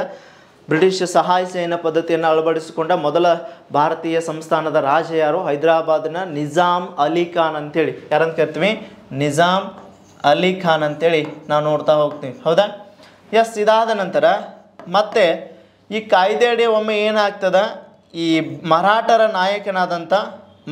ನಾಯಕನಾದಂಥ ಕೊನೆಯ ಪೇಶ್ವೆ, ಮರಾಠರ ಕೊನೆಯ ಪೇಶ್ವೆ ಅಂತ ಹೇಳಿದ್ದೆ ಎರಡನೇ ಬಾಜಿರಾವ್ ಅಂತೇಳಿ ಯಾರಂತ ಕೇಳಾಗ್ತದ, ಎರಡನೇ ಬಾಜಿರಾವ್ ಅಂತ ಕರಿತೀವಿ. ಈ ಎರಡನೇ ಬಾಜಿರಾವ್ ಮರಣದ ನಂತರ ಈತನಿಗೆ ಒಬ್ಬ ದತ್ತು ಮಗನಿದ್ದ, ನಾನಾ ಸಾಹೇಬ್ ಅಂತೇಳಿ ಯಾರಂತ ಕರಿತೀವಿ, ನಾನಾ ಸಾಹೇಬ್ ಎಂಬ ದತ್ತು ಮಗ ಇದ್ದ. ಈ ದತ್ತು ಮಗ ನಾನಾ ಸಾಹೇಬ್ ಇದ್ದಾಗ ಏನಾಗ್ತದ, ಎರಡನೇ ಬಾಜಿರಾವನಿಗೆ ಒಂದು ಸಂಪೂರ್ಣವಾಗಿ ಪೇಶ್ವೆ ಹುದ್ದೆ ವಜಾ ಮಾಡಿದಂಥ ಬ್ರಿಟಿಷರು ಆತನಿಗೆ ವಿಶ್ರಾಂತಿ ವೇತನವಾಗಿ ಎಷ್ಟು ಕೊಡ್ತಾ ಇದ್ರು, 8 ಲಕ್ಷ ರೂಪಾಯಿಯನ್ನು ಕೊಡ್ತಾ ಇದ್ರು. ಹೌದಾ, ಇದೆಲ್ಲರೂ ನಿಮ್ಮ ಗಮನಕ್ಕೆ ಬಂದದ. ಹಾಗಾಗಿ 8 ಲಕ್ಷ ವಿಶ್ರಾಂತಿ ವೇತನ ಕೊಡ್ತಾ ಇದ್ರು. ಯಾವಾಗ ಬಾಜಿರಾವ್ ಸತ್ತೋಗ್ಬಿಡ್ತಾನಲ್ಲ, ಅವಾಗ ಅವನ ಮಗನಾದ ದತ್ತು ಮಗನಾದ ನಾನಾ ಸಾಹೇಬ್ ಹೇಳ್ತಾನೆ, ನನಗೂ ಕೂಡ ನೀವು ವಿಶ್ರಾಂತಿ ವೇತನವನ್ನು ಕೊಡ್ರಿ ಅಂತಂದಾಗ, ಆದ್ರೆ ಈ ಒಂದು ಧೋರಣೆ, ನಾನಾ ಸಾಹೇಬನ ಧೋರಣೆ ಬ್ರಿಟಿಷ್ ಸಿದ್ಧಾಂತಕ್ಕೆ ವಿರುದ್ಧವಾಗಿತ್ತು. ಏನಪ್ಪ ಅಂದಾಗ ಈ ಒಂದು ಕಾಯ್ದೆ ಅಡಿಯಲ್ಲಿ ಅಲ್ಲಿ ಕೆಲವೊಂದಿಷ್ಟು ಬರ್ತಾವೆ, ದತ್ತು ಮಕ್ಕಳಿಗೆ ಹಕ್ಕಿಲ್ಲ ನೀತಿಯಡಿ ಕಾಯ್ದೆ ಅಂತ ಹೇಳ್ತೀವಿ. ಹಾಗಾಗಿ ಅಲ್ಲಿ ಕೂಡ ನಾವು ನೋಡೋಣ ಯಾವ್ಯಾವ ಬಂದು ಅಂತೇಳಿ. ಹಾಗಾಗಿ ನಾನಾ ಸಾಹೇಬಿಗೆ ವಿಶ್ರಾಂತಿ ವೇತನ ಕೊಡದೇ ಇದ್ದಾಗ ಅವನು ಕೂಡ ಬ್ರಿಟಿಷರ ವಿರುದ್ಧ ಹೋರಾಟಕ್ಕೆ ಬಿದ್ದ. ಅದು ಕೂಡ ದಂಗೆಗೆ ಕಾರಣವಾಯಿತು ಅಂಥೇಳಿ ನಾವು ನೋಡ್ತಾ ಹೋಗ್ತೀವಿ. ಅದಷ್ಟೇ ಅಲ್ಲದ, ಇಲ್ಲೊಬ್ಬ ಮೊಘಲ್ ಅರಸ ಬರ್ತಾನೆ. ಮೊಘಲ್ 1857ರ ಮೊಘಲ್ ಅರಸ ಯಾರಪ್ಪ ಅಂದಾಗ ಎರಡನೇ ಬಹದ್ದೂರ್ ಶಾ ಜಾಫರ್ ಅಂತ ಕರಿತೀವಿ. ಯಾರಂತ ಕರಿತೀವಿ? ಎರಡನೇ ಬಹದ್ದೂರ್ ಅಂತ ಕರಿತೀವಿ. ಈ ಎರಡನೇ ಬಹದ್ದೂರ್ ಶಾ ಜಾಫರ್ ಅಂತೇಳಿ ನಾವು ನೋಡ್ತಾ ಹೋಗ್ತೀವಿ. ಎರಡನೇ ಬಹದ್ದೂರ್ ಶಾ ಜಾಫರ್ ಮೊಘಲರ ಒಬ್ಬ ಏನಂತ ಹೇಳಾಗ್ತದ, ಕೊನೆಯ ಅರಸ ಇವನು. ನೆನ್ಪಿಟ್ಕೊಡ್ರಿ, ಮೊಘಲರ ಕೊನೆಯ ಅರಸ ಯಾರಂತಂದಾಗ ಎರಡನೇ ಬಹದ್ದೂರ್ ಶಾ ಜಾಫರ್. ಈ ಎರಡನೇ ಬಹದ್ದೂರ್ ಶಾ ಜಾಫರ್ನ ಕೂಡ ಬ್ರಿಟಿಷರ ವಿರುದ್ಧ ಅಸಮಾಧಾನ ವ್ಯಕ್ತಪಡಿಸಿ ಹೋರಾಟಕ್ಕೆ ಮುಂದಾಗ್ತಾನೆ. ಕೆಲವು ದಿನಗಳ ನಂತರ ಜಾಫರ್ ಕೂಡ ಏನಾಗ್ತಾನ, ಮರಣ ಹೊಂತಾನೆ. ಅದು ಹೆಂಗೆ ಅನ್ನೋದು ನೋಡೋಣ ಆಮೇಲೆ. ಆದರೆ ಈ ಜಾಫರ್ನ ಮರಣದ ನಂತರ ಬಂದಂಥ ದೆಹಲಿಯಲ್ಲಿ ಮೊಘಲ್ ಸಾಮ್ರಾಜ್ಯದ ಉತ್ತರಾಧಿಕಾರಿಗಳು, ಯಾವ ಸಾಮ್ರಾಜ್ಯ? ಈ ಮೊಘಲ್ ಸಾಮ್ರಾಜ್ಯ ಅಂತ ಕರಿತೀವಿ. ಮೊಘಲ್ ಸಾಮ್ರಾಜ್ಯದ ಉತ್ತರಾಧಿಕಾರಿಗಳು ಅಂತ ಕರಿತೀವಿ. ಮೊಘಲ್ ಸಾಮ್ರಾಜ್ಯದ ಉತ್ತರಾಧಿಕಾರಿಗಳು ಏನು ಮಾಡುವಂತಿಲ್ಲ, ದೆಹಲಿಯ ಕೆಂಪು ಕೋಟೆ ಬಳಸುವಂತಿಲ್ಲ. ಯಾವ ಕೋಟೆ? ಕೆಂಪು ಕೋಟೆ ಬಳಸುವಂತಿಲ್ಲ. ಅದರ ಜೊತೆಗೆ ಅರಮನೆಗಳನ್ನು ಬಳಸುವಂತಿಲ್ಲ. ಅರಮನೆಗಳನ್ನು ಕೂಡ ಬಳಸಂಗಿಲ್ಲ. ಅವೆಲ್ಲ ಸಂಪೂರ್ಣ ಯಾರ ಹದ್ದು ಬಸ್ತಿಗೆ ಬಂದುಬಿಟ್ಟು ಅಂತ ಹೇಳಾಗ್ತದೆ ಬ್ರಿಟಿಷರಿಗೆ. ನೋಡಪ್ಪ, ಬಹದ್ದೂರ್ ಶಾನ ನಂತರ ನೀವು ಬಂದಂಥ ಉತ್ತರಾಧಿಕಾರಿಗಳು ಏನಾರು ಬಂದ್ರೆ ನಾವು ಅವ್ರಿಗೆ ಅವಕಾಶ ಕೊಡೋಂಗಿಲ್ಲ. ದೆಹಲಿಯ ಕೆಂಪು ಕೋಟೆ ನಮ್ಮ ಅಧೀನದಲ್ಲದ, ಆಮೇಲೆ ಅರಮನೆಗಳು ಕೂಡ ನಮ್ಮ ಅಧೀನದಲ್ಲಿ ಅದಾವ. ಅವುಗಳಲ್ಲಿ ನೀವು ಯಾರೂ ವಾಸುವಂತಿಲ್ಲ, ಜೊತೆಗೆ ಅವುಗಳನ್ನು ಬಳಸಿಕೊಳ್ಳುವಂತಿಲ್ಲ ಅಂತ ಹೇಳ್ಕಾರ ಒಂದು ಬ್ರಿಟಿಷರು ಧೋರಣೆಯನ್ನು ತೋರ್ತಾರೆ. ಆವಾಗ ಅಲ್ಲಿದ್ದಂಥ ಮೊಘಲ್ ಕೆಲವೊಂದಿಷ್ಟು ಉತ್ತರಾಧಿಕಾರಿಗಳು ಕೂಡ ಬ್ರಿಟಿಷರ ವಿರುದ್ಧ ತಿರುಗಿ ಬೀಳ್ತಾರಂತೇಳಿ ನಾವು ನೋಡ್ತಾ ಹೋಗ್ತೀವಿ ಸ್ನೇಹಿತರೆ. ಎಸ್, ಇದು ಕೂಡ ನಾವಲ್ಲೇ ಕಾರಣವಾಗಿ ನಾವು ನೋಡ್ತಾ ಹೋಗ್ತೀವಿ. ಇದಾದ ನಂತರ ಮತ್ತೆ ಕೆಲವೊಂದಿಷ್ಟು ಕಾರಣವಾಗಿ ನಾವು ನೋಡ್ತಾ ಹೋಗ್ತೀವಿ. ಏನಪ್ಪ ಅಂದಾಗ, ಒಮ್ಮೆ ಭಾರತದಲ್ಲಿ ಈ ಕಾಯ್ದೆಯ ಜೊತೆಗೆ, ಸಹಾಯಕ ಸೈನ್ಯ ಪದ್ಧತಿಯ ಕಾಯ್ದೆಯ ಜೊತೆಗೆ ಮತ್ತೊಂದು ಕಾಯ್ದೆ ಬಂದಿರ್ತದ 1848ರ ಬಹಳ ಪ್ರಮುಖವಾದಂಥ ಕಾಯ್ದೆ. ಯಾವುದಂತ ಹೇಳಾಗ್ತದ, ದತ್ತು ಮಕ್ಕಳಿಗೆ ಹಕ್ಕಿಲ್ಲ. ಯಾವ ಮಕ್ಕಳಿಗೆ ಅಂತ ಕೇಳ್ತೀವಿ? ದತ್ತು ಮಕ್ಕಳಿಗೆ ಹಕ್ಕಿಲ್ಲ ಅಂತೇಳಿ ನಾವು ನೋಡ್ತೀವಿ. ಮಕ್ಕಳಿಗೆ ಹಕ್ಕಿಲ್ಲ ಎಂಬ ಕಾಯ್ದೆ ಅಂತೇಳಿ. ಹೌದಾ? ಈ ಕಾಯ್ದೆಯಿಂದ ಈ ಕಾಯ್ದೆಯನ್ನು ಜಾರಿಗೆ ತಂದವ ಯಾರಂತ ಹೇಳಾಗ್ತದ, ಲಾರ್ಡ್ ಡಾಲ್ಹೌಸಿ. ನೆನ್ಪಿಟ್ಕೊಡ್ರಿ, ಭಾಳ ಇಂಪಾರ್ಟೆಂಟ್, ಸುಮಾರು ಬಾರಿ ಪ್ರಶ್ನೆ ಆಗಿದೆ. ಲಾರ್ಡ್ ಡಾಲ್ಹೌಸಿ ಅಂತೇಳಿ ನಾವು ನೋಡ್ತಾ ಹೋಗ್ತೀವಿ. ಈ ಡಾಲ್ಹೌಸಿ ಜಾರಿಗೆ ತಂದ ಕಾಯ್ದೆಯಡಿ ಭಾರತದ ಹಲವಾರು ಸಂಸ್ಥಾನಗಳು ಬ್ರಿಟಿಷರ ವಶವಾಗ್ತವೆ. ಯಾಕೆ ಬಂದಾಗ, ಆ ರಾಜ್ಯವನ್ನು ಆಳುತ್ತಿರುವಂಥ ರಾಜ ಆತನಿಗೇನಾದರೂ ಪುತ್ರ ಸಂತಾನ ಇರಲಿಲ್ಲ ಅಂದ್ರೆ ಆತ ತನಗೆ ಬೇಕಾದಂಥ ತನ್ನ ಅಣ್ಣನ ಮಕ್ಕಳು, ತಮ್ಮನ ಮಕ್ಕಳು ಅಥವಾ ಸಂಬಂಧಿಕರ ಮಕ್ಕಳನ್ನು ದತ್ತಗೆ ತೆಗೆದುಕೊಂಡ ರಾಜ್ಯಭಾರವನ್ನು ನಡೆಸಬೇಕಾಗಿತ್ತು. ಬಟ್ ಅದಕ್ಕೆ ವಿರುದ್ಧವಾಗಿ ಯಾವ ಕಾಯ್ದೆ ಜಾರಿಗೆ ಬಂದಿತ್ತು ಅಂತ ಹೇಳ್ತೀವಿ, ದತ್ತು ಮಕ್ಕಳಿಗೆ ಹಕ್ಕಿಲ್ಲ. ನೀವೇನೇ ಇದ್ರೂ ನಿಮ್ಮ ಮಕ್ಕಳನ್ನು ಅಧಿಕಾರಕ್ಕೆ ತರ್ಬೋದು, ಆದರೆ ನಿಮ್ಮ ಯಾವುದೇ ಇತರೆ ಸಂಬಂಧಿಕರ ಅಧಿಕಾರ ಅಥವಾ ದತ್ತು ಇಟ್ಕೊಂಡು ನೀವು ನಡೆಸುವಂತಿಲ್ಲ ಅಂಥೇಳಿ ಅಂತಹ ರಾಜ್ಯಗಳು ಏನಾರ ಇದ್ರೆ ಅವುಗಳು ನಮಗೆ ಸಂಬಂಧಿಸಿದ್ದವು, ಅವುಗಳು ನಾವು ಹತೋಟಿಗೆ ತರ್ತೀವಿ ಅಂಥೇಳಿ ಈ ಕಾಯ್ದೆಯಡಿ ಸುಮಾರು ಭಾರತದ ಹಲವಾರು ಸಂಸ್ಥಾನಗಳನ್ನು ಬ್ರಿಟಿಷರು ವಶಪಡಿಸಿಕೊಳ್ತಾರೆ ಸ್ನೇಹಿತರೆ. ಹೌದಾ? ಹಾಗಾದ್ರೆ ಪ್ರಶ್ನೆಯನ್ನು ಮಾಡ್ಯಾನ. ಏನು ಪ್ರಶ್ನೆ ಆಗಿದೆ ಅಂದರೆ, ದತ್ತು ಮಕ್ಕಳ ಹಕ್ಕಿಲ್ಲ ನೀತಿಯಡಿ, ಇದಕ್ಕೆ ನಾವು ಡಾಕ್ಟ್ರಿನ್ ಆಫ್ ಲ್ಯಾಪ್ಸ್ ಅಂತ ಕೂಡ ಕರಿತೀವಿ. ಈ ನೀತಿಯಡಿ ಭಾರತದ ಯಾವ ಸಂಸ್ಥಾನ ಬ್ರಿಟಿಷರಕ್ಕೆ ಮೊದಲ ಬಾರಿಗೆ ವಶವಾಯಿತು, ಬ್ರಿಟಿಷರಿಗೆ ಮೊದಲ ವಶವಾಯಿತು ಅಂತ ನಾವು ನೋಡ್ತೀವಿ. ಯಾವ್ದು ಇರ್ಬೋದು ರೀ? ಹೇಳ್ರಿ ನೋಡೋಣ. ಯಾವ ಸಂಸ್ಥಾನ ಬ್ರಿಟಿಷರಿಗೆ ವಶವಾಗ್ತದೆ ಮೊಟ್ಟ ಮೊದಲ ಬಾರಿಗೆ?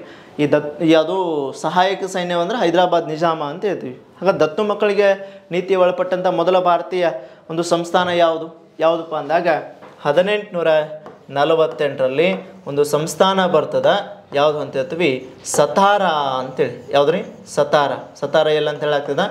ಮಹಾರಾಷ್ಟ್ರದ ಈ ಸತಾರ ಮೊದಲ ಬಾರಿಗೆ ಈ ನೀತಿಯಡಿ ಬ್ರಿಟಿಷರ ವಶವಾಯಿತು ಅಂತೇಳಿ ನಾವು ನೋಡ್ತೇವೆ. ಸುಮಾರು ಬಾರಿ ಪ್ರಶ್ನೆ ಆಗಿದೆ, ಭಾಳ ಇಂಪಾರ್ಟೆಂಟು, ಇದರ ಬಗ್ಗೆ ನೀವು ಗಮನ ಹರಿಸಬೇಕಂತೇಳಿ ನಾವು ನೋಡ್ತಾ ಹೋಗ್ತೀವಿ. ಹಾಗಾದರೆ ಮೊದಲ ಬಾರಿಗೆ ಸತಾರ ಸಂಸ್ಥಾನ ಬ್ರಿಟಿಷರ ವಶವಾಯಿತು 1848ರಲ್ಲಿ. ಇದಷ್ಟು ಒಂದೇ ಪ್ರದೇಶ ಆಗಲಿಲ್ಲ, ಹಂತ ಹಂತವಾಗಿ ವಿವಿಧ ಪ್ರದೇಶಗಳನ್ನು ಕೂಡ ಬ್ರಿಟಿಷರು ವಶಪಡಿಸೋಕೆ ಮುಂದೆ ಹೋಗ್ತಾರೆ. ಅಲ್ಲಿ ನಾವು ನೋಡ್ತೀವಿ, ಇದೇ 1849ರಲ್ಲಿ ಯಾವಪ್ಪ ಅಂದಾಗ ಜಯಪುರ ಅಂತ ಕರಿತೀವಿ. ಯಾವುದ್ರಿ? ಜಯಪುರ ಪ್ರದೇಶವನ್ನು. ಮತ್ತು ಅದೇ ವರ್ಷ 1849ರಲ್ಲಿ ಸಂಬಲ್ಪುರ ಪ್ರದೇಶವನ್ನು, ಸಂಬಲ್ಪುರ ಪ್ರದೇಶವನ್ನು ವಶಪಡಿಸಿಕೊಳ್ತಾರೆ. ಅದಾದ ನಂತರ ಪುನಃ 1850ರಲ್ಲಿ ಭಗತ್ ಪ್ರದೇಶವನ್ನು ವಶಪಡಿಸಿಕೊಂಡ್ರು. ಯಾವ ನೀತಿಯಡಿ ಅಂತ ಹೇಳಾಗ್ತದ? ದತ್ತು ಮಕ್ಕಳಿಗೆ ಹಕ್ಕಿಲ್ಲ ನೀತಿಯಡಿ ಸುಮಾರು ಪ್ರದೇಶಗಳನ್ನು ವಶಪಡಿಸೋಕೆ ಮುಂದಾದರು ಅಂಥೇಳಿ ನಾವು ನೋಡ್ತಾ ಹೋಗ್ತೀವಿ. ಹಾಗಾದ್ರೆ ಈ ದತ್ತು ಮಕ್ಕಳ ಹಕ್ಕಿಲ್ಲ ನೀತಿಯಡಿ ಹಲವಾರು ಪ್ರದೇಶಗಳನ್ನು ಬ್ರಿಟಿಷರು ವಶಪಡಿಸ್ಕೊಳ್ಳೋಕೆ ಮುಂದಾದರು. ಅದರ ಜೊತೆಗೆ 1850ರಲ್ಲಿ ಭಗತ್ ಪ್ರದೇಶ, ಅದಾದ ನಂತರ 1852ರಲ್ಲಿ ಉದಯಪುರ ಪ್ರದೇಶವನ್ನು ವಶಪಡಿಸಿಕೊಂಡು ಉದಯಪುರ ಸಾಮ್ರಾಜ್ಯವನ್ನು ಈ ನೀತಿಯಡಿ ವಶಪಡಿಸ್ಕೊಳ್ತಾರೆ. 1853ರಲ್ಲಿ ನಾಗಪುರ ಪ್ರದೇಶವನ್ನು ವಶಪಡಿಸ್ಕೊಂಡ್ರು. ಯಾವುದ್ರಿ? ನಾಗಪುರ. ನೋಡ್ರಿ, ಪ್ರತಿ ವರ್ಷ ಹಂತ ಹಂತವಾಗಿ ಭಾರತದ ಎಲ್ಲ ಪ್ರದೇಶಗಳು ಕ್ರಮೇಣ ಅಂತಹ ಯಾವುದು ಮಕ್ಕಳಿಲ್ಲಲ್ಲ ಅವನು ನಮ್ಮ ಅಧೀನಕ್ಕೆ ಬರ್ತಾವ ಅಂತ ತಿಳ್ಕೊಂಡ ಎಲ್ಲ ಪ್ರದೇಶಗಳನ್ನ ವಶಪಡಿಸ್ಕೊಳ್ತಾ ಬರ್ತಾಯಿದ್ರು. ಏನು ಮಾಡೋಕ್ಕೆ ಬರಲಿಲ್ಲ. ಭಾಳಷ್ಟು ದೌರ್ಯವನ್ನು ದರ್ಪವನ್ನು ಬ್ರಿಟಿಷರು ಭಾರತೀಯರ ಮೇಲೆ ಉಂಟು ಮಾಡಿದರು ಅಂತ ಹೇಳಾಗ್ತದೆ. 1853ರಲ್ಲಿ ನಾಗಪುರ.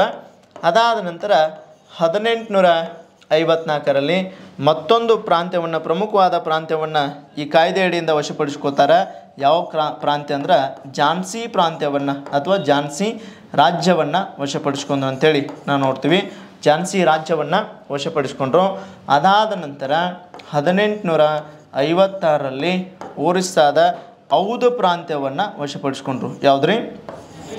ಔದ್ ಪ್ರಾಂತ್ಯ ಅಂತ ಕರಿತೀವಿ. ಹಿಂಗೆ ಭಾರತದ ಹಲವಾರು ಪ್ರಾಂತ್ಯಗಳು ಯಾರ ವಶಕ್ಕೆ ಬಂದುಬಿಡ್ತಾವ ಅಂತ ಹೇಳಿದ್ರು? ಬ್ರಿಟಿಷರ ವಶಕ್ಕೆ ಬರ್ತಾವ. ಇವೆಲ್ಲವುಗಳು ನೋಡ್ತಾ ಹೋದಂಗೆ ಕೇವಲ ಒಂದೇ ಒಂದು ಕೆಲವು ಭಾರತೀಯರನ್ನು ಒಂದು ನಿಗ್ರಹಿಸಲಿಲ್ಲ. ಬಹುತೇಕ ಎಲ್ಲ ಭಾರತೀಯರ ಮೇಲೆ ಹತೋಟಿ, ಭಾರತೀಯ ಜನರ ಮೇಲೆ ಹತೋಟಿಯನ್ನು ಸಾಧಿಸಲು ಹೋಗ್ತಾರೆ. ಕೆಲವೊಂದಿಷ್ಟು ಮರಾಠರ ಮೇಲೆ, ಕೆಲವೊಂದಿಷ್ಟು ಮೊಘಲ್ ಸಾಮ್ರಾಜ್ಯದ ಮೇಲೆ, ಇನ್ನು ಕೆಲವೊಂದಿಷ್ಟು ಇತರೆ ಬೇರೆ ಬೇರೆ ಸಂಸ್ಥಾನಗಳ ಮೇಲೆ ವಶಪಡಿಸಿಕೊಂಡ್ರು. ಸತಾರ ಇರ್ಬೋದು, 1849 ಜೈಪುರ, ಅದೇ ವರ್ಷ ಸಂಬಲ್ಪುರ, 50 ಭಗತ, 52 ಉದಯಪುರ, 53 ನಾಗಪುರ, 54 ಝಾನ್ಸಿ, 56 ಔದ್ ಪ್ರಾಂತ್ಯಗಳನ್ನು ವಶಪಡಿಸಿಕೊಂಡು ಭಾರತದಲ್ಲಿ ಈ ಪ್ರದೇಶಗಳ ಮೇಲೆ ತಮ್ಮ ಪ್ರಾಬಲ್ಯವನ್ನು ಯಾರು ಸಾಧಿಸೋಕೆ ಮುಂದಾದರು? ಆ ಬ್ರಿಟಿಷರು ಸಾಧಿಸೋಕೆ ಮುಂದಾದರು. ಹಾಗಾಗಿ ಇಲ್ಲಿನ ಎಲ್ಲ ಜನರು ಅಸಮಾಧಾನಗೊಂಡು ಪುನಃ ಏನು ಮಾಡ್ತಾರೆ? ಯಾರ ವಿರುದ್ಧ ತಿರುಗಿ ಬೀಳ್ತಾರೆ? ಬ್ರಿಟಿಷರ ವಿರುದ್ಧ ತಿರುಗಿ ಬಿದ್ದು ಅವರ ವಿರುದ್ಧ ಹೋರಾಟಕ್ಕೆ ಮುಂದಾಗ್ತಾರೆ. ಹೀಗಾಗಿ ಇವು ಎಲ್ಲ ಕಾರಣಗಳನ್ನು ಗಮನಿಸಿ ನಾವು ಇದಕ್ಕೆ ಏನಂತ ಹೇಳ್ಬೋದು ಅಂದಾಗ, ಇದು ಒಂದು ಯಾವ ರೀತಿಯ ಕಾರಣ ಅಂತ ಹೇಳಿದಾಗ, ಇದು ಒಂದು ವ್ಯವಸ್ಥಿತವಾದಂಥ ಯಾವುದಂತ ಹೇಳಾಗ್ತದೆ? ರಾಜಕೀಯ ಕಾರಣ ಅಂತ ಹೇಳ್ತೀವಿ. ಯಾವ ಕಾರಣ? ರಾಜಕೀಯ ಕಾರಣವಾಗಿ ನಾವು ನೋಡ್ತಾ ಹೋಗ್ತೀವಿ. ಇವೆಲ್ಲ ಅಂಶಗಳನ್ನು ರಾಜಕೀಯ ಕಾರಣದಲ್ಲಿ ನಾವು ಡಿಸ್ಕಷನ್ ಮಾಡ್ತಾ ಹೋಗ್ತೀವಿ ಸ್ನೇಹಿತರೆ. ಹೌದಾ? ಎಸ್. ಇದಾದ ನಂತರ ಇದಷ್ಟಕ್ಕೆ ಸುಮ್ಮನೆ ಆಗಲಿಲ್ಲ. ಇದು ಒಂದು ಕ್ಷೇತ್ರದಿಂದ ಭಾರತೀಯರು ಬ್ರಿಟಿಷರ ವಿರುದ್ಧ ಹೋರಾಟಕ್ಕೆ ಬಿದ್ದರೆ, ಇನ್ನು ಮತ್ತೊಂದು ಕ್ಷೇತ್ರದ ಮೇಲೆ ಕೂಡ ಬ್ರಿಟಿಷರ ಪ್ರಭಾವವನ್ನು ಬೀರಿದ್ರು. ಸುಮಾರು ಹಲವಾರು ಕ್ಷೇತ್ರಗಳಲ್ಲಿ ಬ್ರಿಟಿಷರು ಬಹಳಷ್ಟು ತೊಂದರೆಯನ್ನು ಭಾರತೀಯರಿಗೆ ಕೊಡ್ತಾ ಇದ್ರು.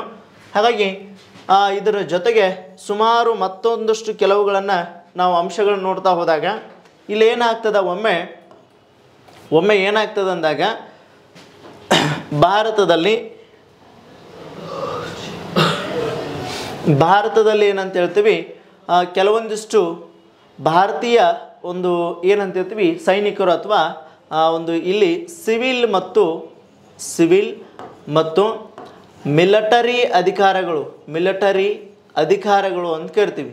ಈ ಅಧಿಕಾರಗಳು ಕೇವಲ ಬ್ರಿಟಿಷರಿಗೆ ಮಾತ್ರ ಸೀಮಿತವಾದವು. ಯಾಕಪ್ಪ ಅಂದಾಗ ಸಂಪೂರ್ಣವಾಗಿ ಭಾರತೀಯರು ಎಷ್ಟೇ ಪ್ರತಿಭಾವಂತರಿದ್ದರೂ ಕೂಡ ಅವರಿಗೆ ಅವುಗಳನ್ನು ಕೊಡಲಿಲ್ಲ. ಹಾಗಾಗಿ ಸಿವಿಲ್ ಮತ್ತು ಮಿಲಿಟರಿಯ ಉನ್ನತ ಅಧಿಕಾರಗಳು ಅಂತ ಹೇಳ್ಬೋದು ನಾವು. ಉನ್ನತ ಅಧಿಕಾರಗಳು ಯಾರಿಗೆ ಮಾತ್ರ ಸೀಮಿತವಾಗಿದ್ದು ಅಂತ ಹೇಳ್ತೀವಿ? ಬ್ರಿಟಿಷರಿಗೆ ಸೀಮಿತವಾಗಿದ್ದವು. ಹಾಗಾಗಿ ಭಾರತೀಯರಿಗೆ ಒಂದು ಕೊಡಲಿಲ್ಲ. ಇದು ಕೂಡ ಬ್ರಿಟಿಷರ ಬಗ್ಗೆ ಭಾರತೀಯರಲ್ಲಿ ಅಸಮಾಧಾನ ಮೂಡಿಸಿತು. ನಾವೆಷ್ಟೇ ಪ್ರತಿಭಾವಂತರಿದ್ದರೂ ಕೂಡ ಕೆಳಮಟ್ಟದ ಕೆಳದರ್ಜೆಯ ಹುದ್ದೆಗಳನ್ನು ಭಾರತೀಯರಿಗೆ ಯಾರು ಕೊಡೋಕ್ಕೆ ಮುಂದಾದರೂ? ಬ್ರಿಟಿಷರು ಕೊಡೋಕ್ಕೆ ಮುಂದಾದರು ಅಂಥೇಳಿ ನಾವು ನೋಡ್ತಾ ಹೋಗ್ತೀವಿ. ಇದರ ಜೊತೆಗೆ ಮತ್ತೆ ಏನಪ್ಪ ಅಂದಾಗ ಇಲ್ಲಿ ಭಾರತದಲ್ಲಿ ಕೆಲವೊಂದಿಷ್ಟು ಹುದ್ದೆಗಳನ್ನು ಬ್ರಿಟಿಷರು ಜಾರಿಗೆ ತಂದಿದ್ರು. ಯಾವುದಂತ ಹೇಳಲಾಗ್ತದೆ? ಜಮೀನ್ದಾರಿ ಪದ್ಧತಿ ಅಂತೇಳಿ. ಯಾವುದನ್ನು ಕರಿತೀವಿ? ಜಮೀನ್ದಾರಿ ಪದ್ಧತಿ ಅಂತ ಕರಿತೀವಿ. ಈ ಜಮೀನ್ದಾರಿ ಪದ್ಧತಿ ಅಂದಾಗ ನಿಮಗೆಲ್ಲ ಗೊತ್ತದ ಜಮೀನ್ದಾರರು ಅಂತ ಭಾಳಷ್ಟು ಭೂಮಿಯನ್ನು ಹೊಂದಿದವರು ಅಂತೇಳಿ.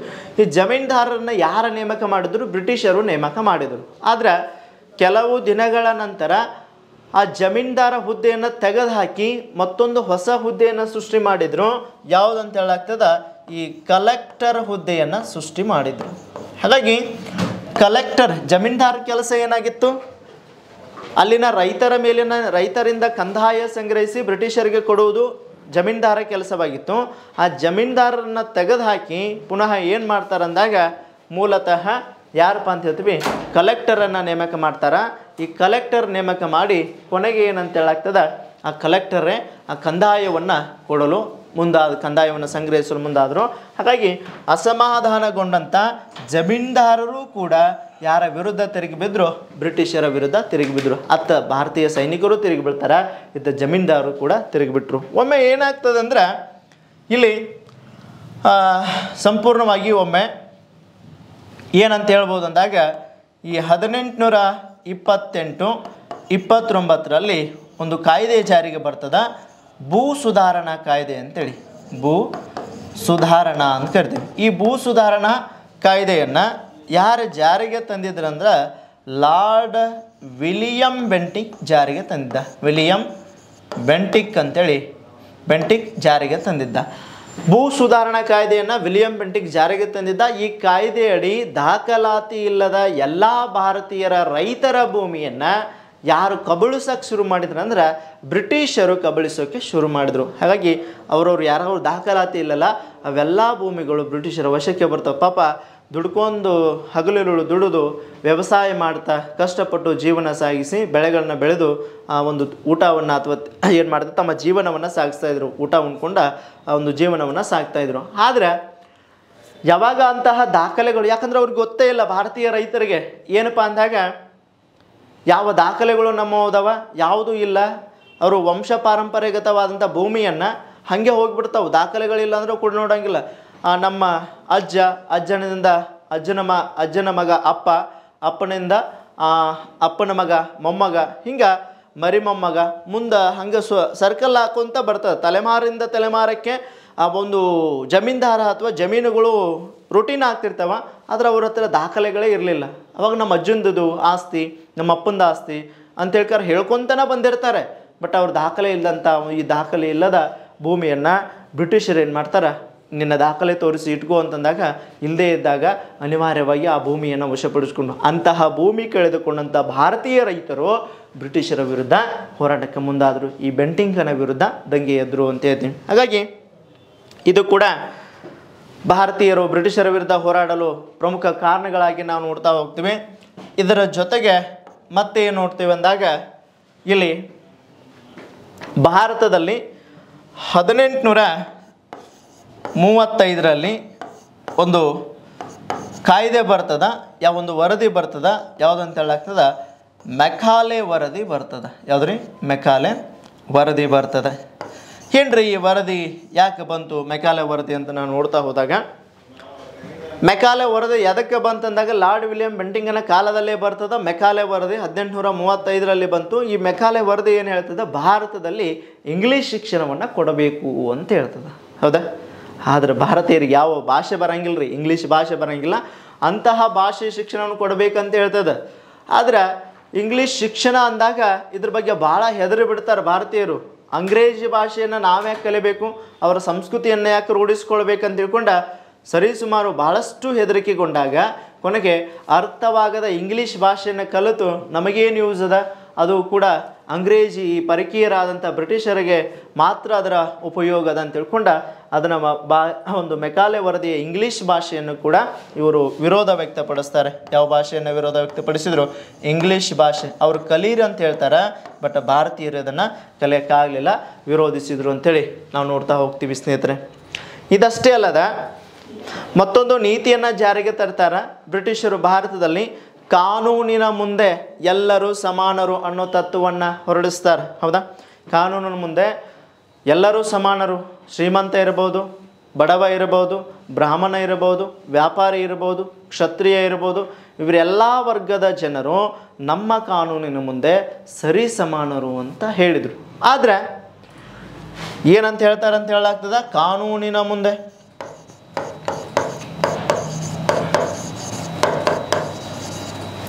ಸರಿ ಸಮಾನರು ಅಂತೇಳಿ ಹೇಳಲಾಗ್ತದೆ ಅಂತೇಳಿ ಸಮಾನರು ಎಂಬ ಮಾತನ್ನು ಹೇಳಿದರು. ಸರಿ ಸಮಾನರು ಅನ್ನೋ ಮಾತನ್ನು ಇಲ್ಲಿ ಹೇಳಲಾಗ್ತದ. ಆದ್ರೆ ಇಲ್ಲಿ ಏನಾಗ್ತದೆ ಅಂದಾಗ ಸರಿ ಸಮಾನರು ಅಂತ ನಾವು ಅಂದಾಗ ಇಲ್ಲಿ ಸಂಪೂರ್ಣವಾಗಿ ಈ ಸರಿ ಸಮಾನವನ್ನು ನಾವು ನೋಡ್ತಾ ಹೋಗ್ತೀವಿ. ಈ ಸರಿ ಸಮಾನ ಅಂತಂದಾಗ ಇದನ್ನು ಒಪ್ಕೊಳ್ಳಿಲ್ಲ ಭಾರತೀಯರು. ಯಾಕಂದಾಗ ಬ್ರಾಹ್ಮಣರು ಉನ್ನತ ಸ್ಥಾನದಲ್ಲಿದಾರ, ಉನ್ನತ ಮಟ್ಟದ ಸ್ಥಾನದಲ್ಲಿದ್ದು ಪೂಜೆ ಪುನಸ್ಕಾರರಿಗೆ ಒಂದು ದೇವರಿಗೆ ಬೇಕಾವ ಮೊದಲ ವ್ಯಕ್ತಿ ಬ್ರಾಹ್ಮಣ, ಶೂದ್ರ ಕೆಳಮಟ್ಟದ ವ್ಯಕ್ತಿ. ಹಾಗಾಗಿ ಬ್ರಾಹ್ಮಣ ಮತ್ತು ಶೂದ್ರ ಹೆಂಗೆ ಒಂದಾಗಕ್ಕೆ ಬರ್ತದೆ ಅಂತೇಳ್ಕರ ಜನರಲ್ಲಿ ಕೂಡ ಒಂದು ಸಂಶಯ ಬೀಜವನ್ನು ಬಿತ್ತಿದ್ರು. ಯಾಕಂದಾಗ ಇಲ್ಲಿ ಕೆಲವೊಂದಿಷ್ಟು ಹಿಂದೂಗಳು ಏನಂತ ಹೇಳ್ತೀವಿ, ಧರ್ಮಶಾಸ್ತ್ರದ ಪರಿಪಾಲಕರಾಗಿದ್ದರು. ಯಾವ ಶಾಸ್ತ್ರ? ಧರ್ಮಶಾಸ್ತ್ರದ ಪರಿಪಾಲಕರಾಗಿದ್ದರು. ಯಾರಂತ ಹೇಳ್ತೀವಿ? ಹಿಂದೂಗಳು ಅಂತ ಕರಿತೀವಿ, ಹೌದಾ? ಇನ್ನು ಕೆಲವೊಂದಿಷ್ಟು ವ್ಯಕ್ತಿಗಳು ಶರೀಯತ್ ಪರಿಪಾಲಕರಾಗಿದ್ದರು. ಏನಂತ ಹೇಳಲಾಗ್ತದೆ? ಶರೀಯತ್ ಅಂದ್ರೆ ಮುಸ್ಲಿಮರ ಕಾನೂನು ಗ್ರಂಥ ಅಂತ ಕರಿತೀವಿ. ಹಾಗಾಗಿ ಶರೀಯತ್ ಯಾರ ಪರಿಪಾಲನೆ ಮಾಡ್ತಿದ್ರಂದ್ರೆ ಮುಸ್ಲಿಂ ವ್ಯಕ್ತಿಗಳು, ಹೌದಾ? ಯಾವಾಗ ಇವರು ಕಾನೂನಿನ ಮುಂದೆ ಸಮಾನತೆ ಎಂಬ ತತ್ವವನ್ನು ಜಾರಿಗೆ ತರ್ತಾರಲ್ಲ, ಆವಾಗ ಏನಾಗ್ತದೆ?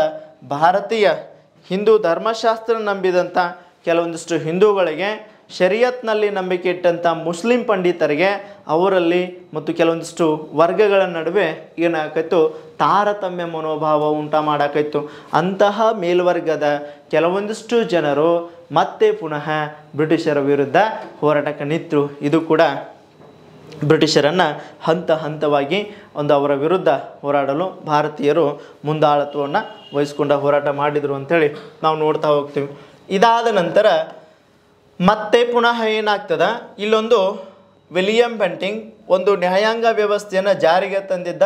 ಯಾವುದಪ್ಪ ಅಂದಾಗ ಜುರಿ ನ್ಯಾಯಾಂಗ ವ್ಯವಸ್ಥೆ ಅಂತೇಳಿ. ಯಾವ ನ್ಯಾಯಾಂಗ ವ್ಯವಸ್ಥೆ?